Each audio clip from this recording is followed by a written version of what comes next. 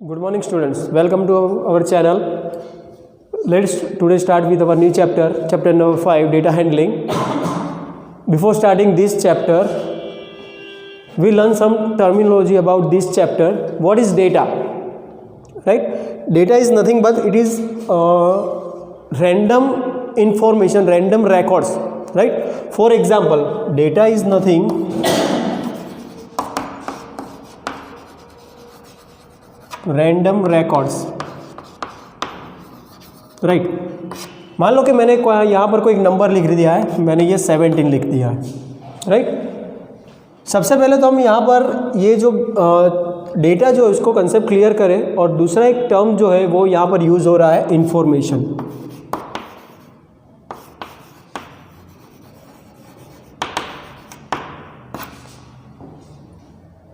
यहाँ पर दोनों टर्म्स जो है वो आपको एक दूसरे को सिमिलर ही लगेंगे, डेटा एंड इंफॉर्मेशन. राइट. लेकिन दोनों में थोड़ा बहुत डिफरेंस तो है ही. डेटा जो है वो रैंडम रिकॉर्ड्स है. फॉर एग्जांपल मान लो कि मैंने यहाँ पर 17 लिखा है, तो इसका मीनिंग क्या हुआ 17 का मतलब? कोई स्टूडेंट होगा तो वो बोलेगा कि ये तो मेरा रोल नंबर है. राइट. कोई होगा तो वो ये बोलेगा कि मेरे मैथ्स के मार्क्स है. राइट. कोई बोलेगा कि मेरा हाउस नंबर है.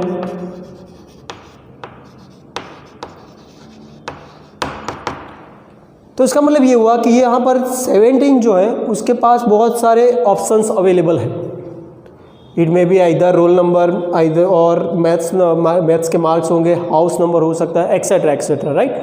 तो यहाँ पे आप कंक्लूड नहीं कर सकते कि यहाँ पर एग्जैक्टली 17 जो है वो क्या है. Right. May be it may be street number also. Right. तो एक सिर्फ नंबर ही है. लेकिन अगर मान लो कि मैं ये बोल दूं कि हाउस नंबर 17, अब ये हाउस नंबर जो लिख दिया मैंने 17, उसका मतलब ये हुआ कि आपका जो घर का नंबर है वो 17 लेना है. लेकिन यहाँ पर क्या हो रहा था प्रॉब्लम कि यहाँ पर मैंने डायरेक्टली 17 लिखा, तो उसका मतलब कंक्लूड नहीं हो सकता था कि यहाँ पर रोल नंबर लिखा है, मैंने हाउस नंबर लिखा है, मैथ्स के मार्क्स लिखे या स्ट्रीट नंबर लिखा है. राइट. तो यहाँ पर यहाँ पर जो नंबर्स है वो एक रैंडम रिकॉर्ड है. रिकॉर्ड जो है वो आपका रैंडम ही है. लेकिन जैसे ही मैंने यहाँ पर हाउस नंबर लिख दिया तो ये मेरी एक इंफॉर्मेशन हो गई. राइट. तो ये पर्टिकुलर इसका ये 17 जो था उसका कोई मीनिंग नहीं था, क्योंकि हमारे पास 4 ऑप्शन, इनमें से कोई भी ऑप्शन हो सकता है 17. लेकिन यहाँ पर मैंने जैसे हाउस नंबर लिख दिया 17, उसका मतलब ये हुआ कि ये 17 जो है वो एक मीनिंगफुल डेटा है. तो अगर आपका जो रिकॉर्ड जो है, रैंडम रिकॉर्ड जो है वो सिर्फ आपका रैंडम ही रिकॉर्ड रहेगा तो वो आपका डेटा कहलाएगा. और अगर रैंडम रिकॉर्ड जो है विथ मीनिंग के साथ हुआ, इंफॉर्मेशन हो जाएगी. विथ मीनिंग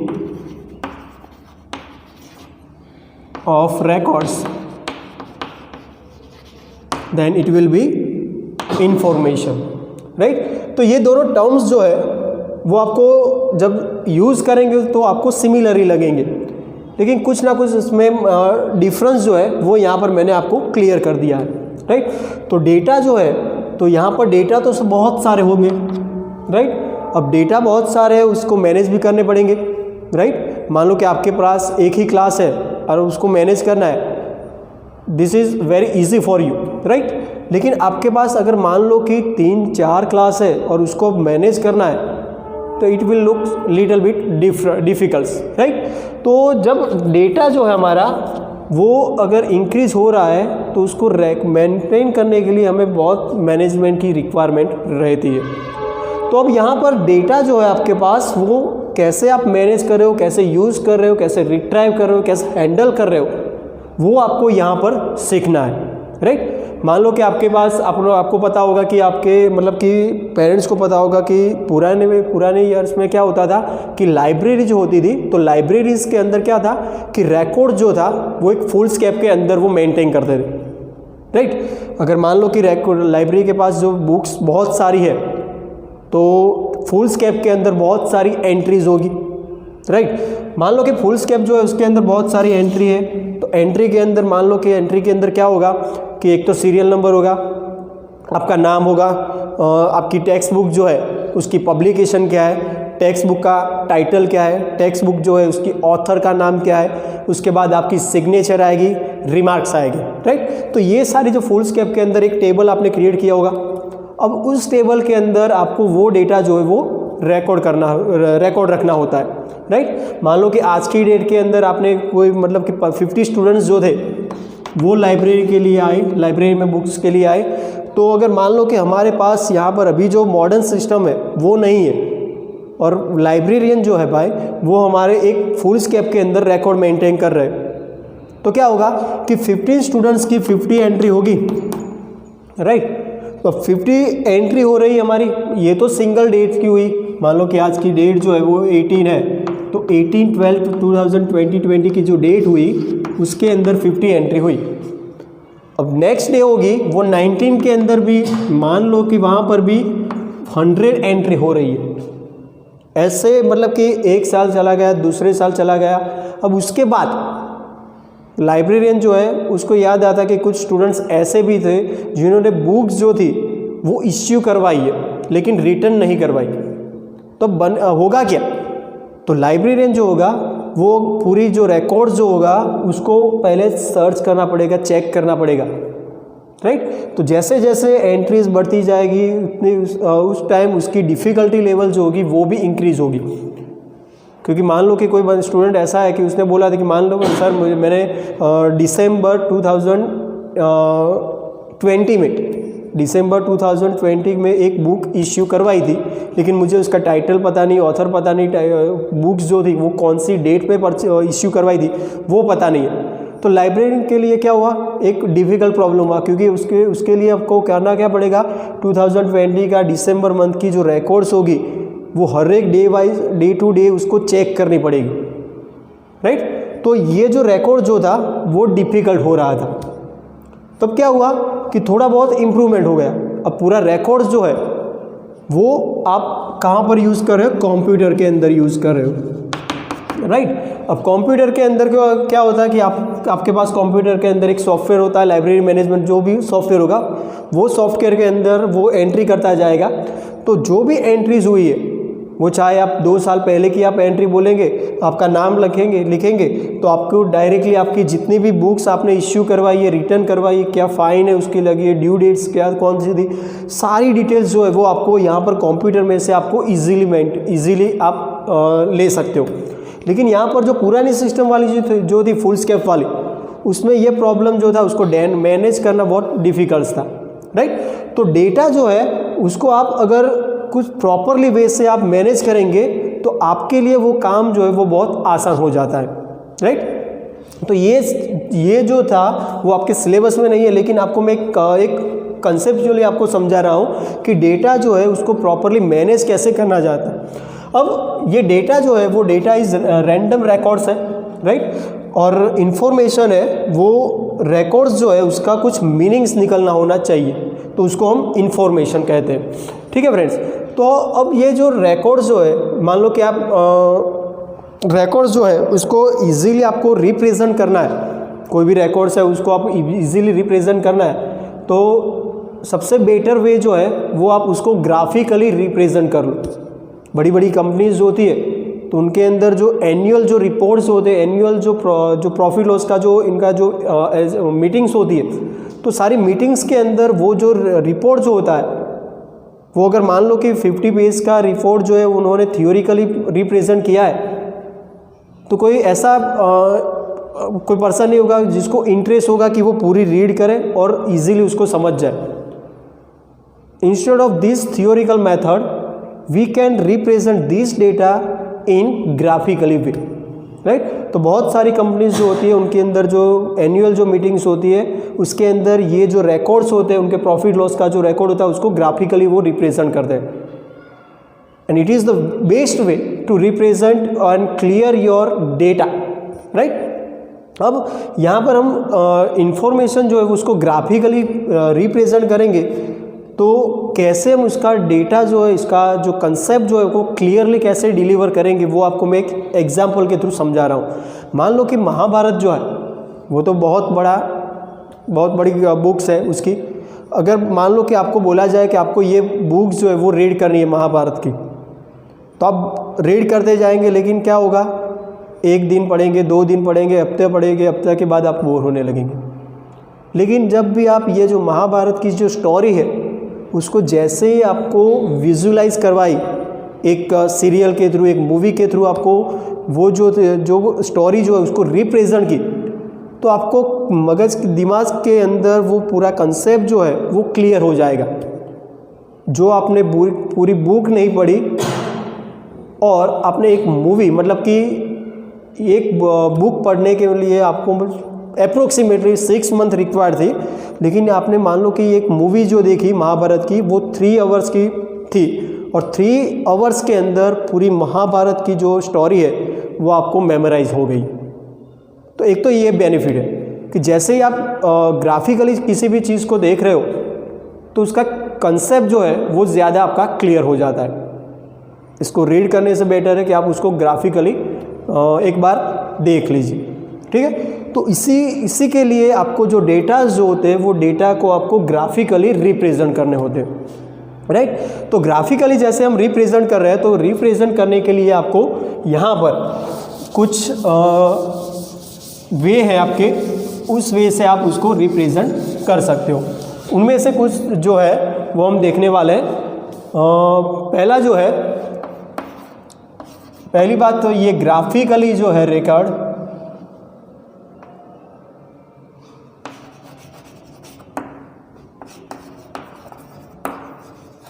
रिकॉर्ड्स जो है उसको क्यों देखना चाहिए। तो एक तो सबसे पहला होगा कि हमारा जो कंसेप्ट जो है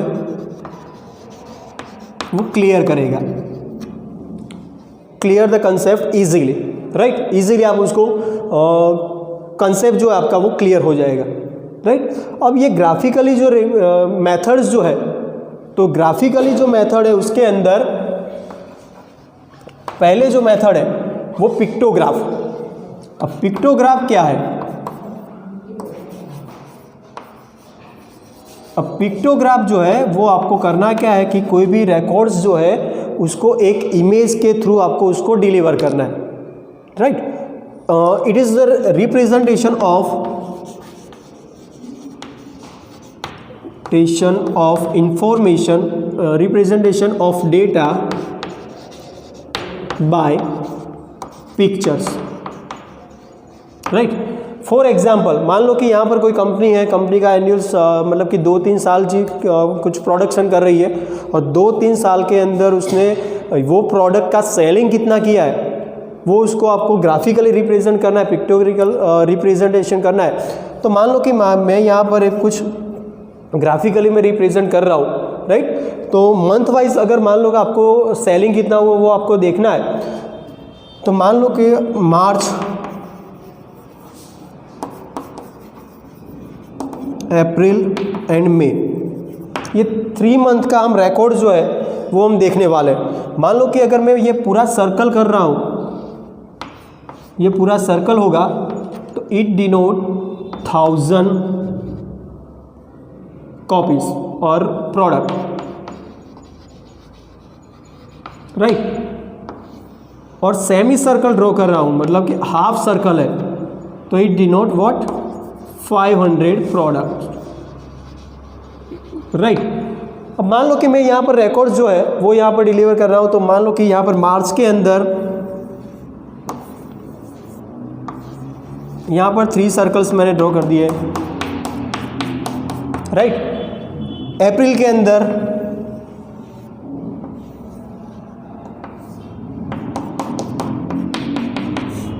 और मई मंथ के अंदर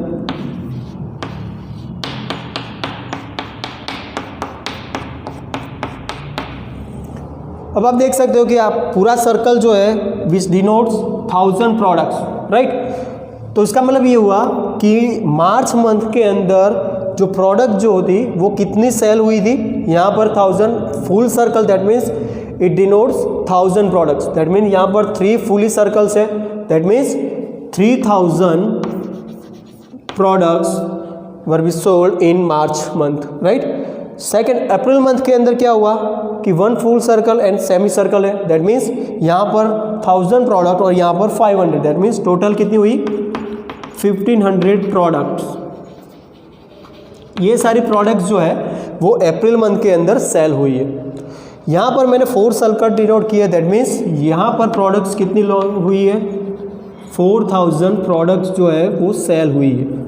अब इतनी सारी प्रोडक्ट्स जो है वो सेल हुई है, मंथ वाइज हमने यहाँ पर रिप्रेजेंट किया है। अब उसका मतलब ये हुआ कि ये जो रिकॉर्ड्स जो था, रिकॉर्ड्स अकॉर्डिंग मंथ के वाइज हमने यहाँ पर सेलिंग किया, तो आपको इजी आइडिया आ जाएगा कि अप्रैल मंथ के अंदर आपने 1500 प्रोडक्ट सेल किए, मई मंथ के अंदर आपका प्रोडक्शन जो सेलिंग जो था रेशियो वो मार्च और अप्रैल के कंपैरिजन में हायर हुआ था।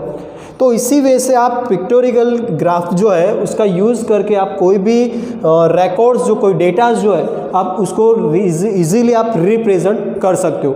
मान लो कि यहाँ पर मैंने कुछ लिखा नहीं, सिर्फ ये ड्रॉ किया है, तो आप इजीली समझ सकते हो कि यहाँ पर जो फुल सर्कल है मैंने यहाँ पर सिर्फ लिख दिया कि full circle that means 1000 products और semi circle that means 500 products. तो you can easily understand what I have written on this board, right. आप इजीली ये जो रिकॉर्ड्स जो है वो आप समझ सकते हो। तो ग्राफिकली कोई भी चीज़ को रिप्रेजेंट करने का मेन पर्पस यही है कि आप इसको एक्सप्लेन नहीं करना पड़ता, आप इजीली उसको समझ सकते हो, ठीक है। तो ये पिक्टोरिकल ग्राफ जो है उसको आप इजीली समझ सकते हो। अब नेक्स्ट जो है वो हम यहाँ पर देखने वाले हैं कि नेक्स्ट वन जो है वो अब बार ग्राफ। बार ग्राफ जो होता है वो कैसे आप उसको रिप्रेजेंट कर रहे हो। तो बार ग्राफ जो रिप्रेजेंट करना है आपको, तो सबसे पहले बार ग्राफ जो है उसका पर्पस क्या है वो आपको समझना पड़ेगा।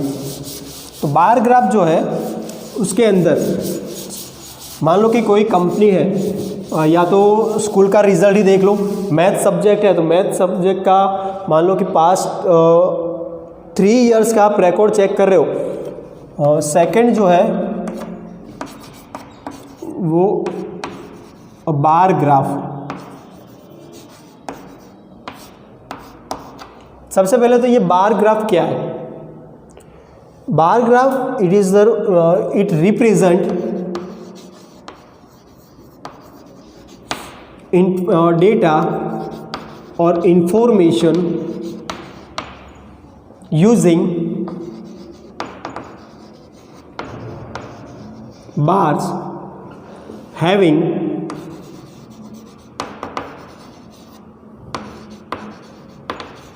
uniform width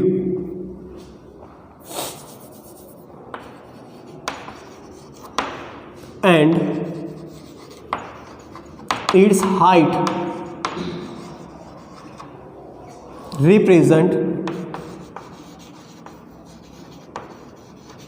respective values। अब ये बार ग्राफ जो है वो क्या रिप्रेजेंट कर रहा है, सबसे पहले तो हम उसको ड्रॉ कर देते हैं, ठीक है। तो यहाँ पर अब ग्राफ जब ड्रॉ कर रहे हो तो उसके अंदर एक्स कोऑर्डिनेट और वाई कोऑर्डिनेट हम डिनोट करने वाले, तो यहाँ पर वाई एक्सिस है और यहाँ पर एक्स एक्सिस है। अब कोई भी मान लो कि सब्जेक्ट ले लेंगे हम, मैथ्स का सब्जेक्ट हम ले रहे हैं, राइट। तो यहाँ पर वाई कोऑर्डिनेट है, वहाँ पर हम लिखेंगे कि marks obtain in particular year और marks obtain in math subject. Math subject के मार्क्स जो है वो आप यहाँ पर डिनोट कर रहे हो, दैट मीन्स यहाँ पर मैंने मार्क्स मेंशन कर दिया है। तो मार्क्स जो होंगे वो यहाँ पर मान लो कि मैं 20-20 का गैप रख रहा हूँ, 60, 80 एंड 100, राइट। पर्टिकुलर यहाँ पर जो रिकॉर्ड जो है वो मैथ सब्जेक्ट का ही है। मैथ सब्जेक्ट जो है उसका कंसेक्यूटिव 3 इयर्स का हम रिकॉर्ड चेक कर रहे हैं, राइट। तो यहाँ पर जो मार्क्स जो होंगे वो एवरेज मार्क्स हैं, कि मान लो कि यहाँ पर मैं रिकॉर्ड जो पहले मेंटेन कर रहा हूँ वो 2017, 18, 18 to 19 और 19 to 2000, राइट। तो सबसे पहले हम 2017 to 18 का रिकॉर्ड 16 to 17 लिख देते, पहले 17 to 18 एंड 18 to 19, ये 3 साल का मुझे एवरेज मार्क्स जो है मैथ्स के सब्जेक्ट के लिए वो हम यहाँ पर लिखने वाले हैं। ठीक है, तो यहाँ पर मान लो कि 2016 एंड 17 जो है उसके अंदर एवरेज जो मार्क्स जो थे मैथ्स के वो 60 रहे हुए थे। 17 to 18 के अंदर जो एवरेज मार्क्स जो थे वो 75 हो गए, और 18 to 19 के अंदर आपके जो मार्क्स जो थे वो सडनली इंक्रीज होके 85 हुए। ये सारे जो रिकॉर्ड्स जो है वो आपके एवरेज मार्क्स है, average marks in maths subject के एवरेज जो मार्क्स जो थे कंसेक्यूटिव ईयर्स जो है 16 to 17, 17 to 18, 18 to 19 के अंदर। अब यहाँ पर क्या लिखा है कि जो बार्स जो होंगे वो यूनिफॉर्म विड्थ होनी चाहिए, उसकी जो विड्थ जो है वो विड्थ यूनिफॉर्म होनी चाहिए। यहाँ पर विड्थ जो है वो यूनिफॉर्म होगी, और उसकी हाइट जो है वो विच रिप्रेजेंट्स वैल्यू, उसकी जो हाइट होगी वो वैल्यू को रिप्रेजेंट करने वाली है। अब यूनिफॉर्म विड्थ मतलब कि यहाँ पर मान लो कि यहाँ पर जो बाहर जो फर्स्ट वाला जो है वो आपका 60 का है, तो यहाँ पर मैं 60 डिनोट करने वाला हूँ। तो ये जो विड्थ हुई ना वो सभी 3 कंसेक्यूटिव ईयर्स के लिए इक्वल लेंथ की होनी चाहिए विड्थ। तो ये जो हुआ वो रिकॉर्ड 2016 to 17 का हुआ, राइट। अब उसके बाद क्या हुआ कि यहाँ पर जो डिफरेंस आ रहा है वो भी आपको सेम ही रखना है, यूनिफॉर्म विड्थ लगानी है। यहाँ पर जितनी है यहाँ पर जितनी है सभी जगह विड्थ कॉमन होनी चाहिए, राइट। अब 17 to 18 के अंदर 75 हो रहा है, तो 75 मतलब कि यहाँ पर होगा कहीं पर, यहाँ पर हमारा रिकॉर्ड बन रहा है ये लाइन के अंदर, तो ये हुआ हमारा रिकॉर्ड्स फॉर 2017 to 18 के लिए, 2017 to 18, right. And next one, last one 2018 to 19 के अंदर 85 हो रहा है आपका रिकॉर्ड्स, तो यहाँ पर आपका जो रिकॉर्ड्स होगा वो यहाँ पर कहीं होगा,